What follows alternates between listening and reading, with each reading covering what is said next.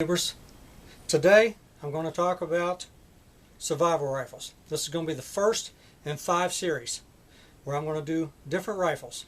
Now these are not the apocalypse or the zombie killing guns. What I want to do is I want to just kind of keep it simple. The fewer the moving parts, the better your gun's going to be. Now these are guns that you're going to take backpacking, or you're just going to be out in the wilderness, day trips, something you might want to carry in the car in case you get stranded out somewhere.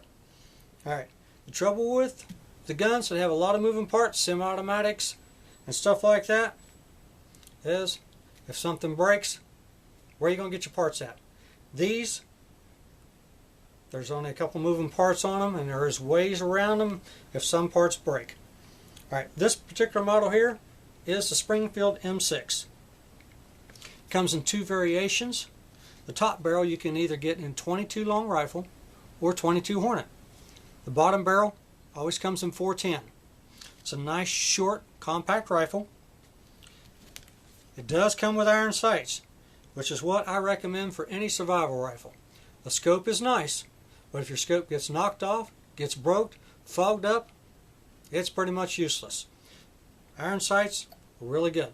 But with this one, if you want to add a scope to it, it does have a Picatinny rail, so you can add your scope to it. With the iron sights on this one, I went ahead, touched them up in kind of a bright orange. Just kind of helps you see a little better on them. And if you flip it, right here is your 410. It's a V-notch. Flip it down, you got a little peep for your 22. The hammer. This is basically it, and your trigger's your only working parts. Cock your hammer back. Alright, right now it's on safety in the middle. You flip it, pull it up. Right there's for your top barrel, your 22 or 22 Hornet. Push it down, you're in the 410 mode. Only thing you got to do, squeeze the oversized trigger, and it's going to shoot. In the buttstock, has a built-in compartment. It'll store 4 410s or 12 22 Hornet. I'm not really sure how many the 22 long rifle and the 22 long rifle 410 model holds. It's lightweight, it's compact. When you want to load it, you just flip the bar up. There's your 2. Now, if you take the same thing, push the pin, pull it out, it comes apart, and it stores in a nice little compact area so that you have just a small little gun.